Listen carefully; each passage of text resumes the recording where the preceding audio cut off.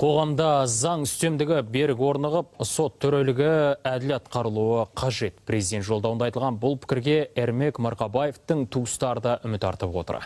Қорғаушысы қылмыстық істе орын алған кемшіліктер сот барысында ескерілсе дейді. Қылмыстық іспен толығымен танысып шыққан қорғаушы кем-кетігі шаш-етектен екенін айтты.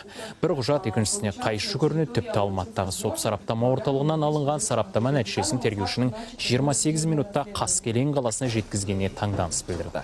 Сотталушының Қырғызстаннан келген туыстары сот әділ шешім шығарады деген сенімде.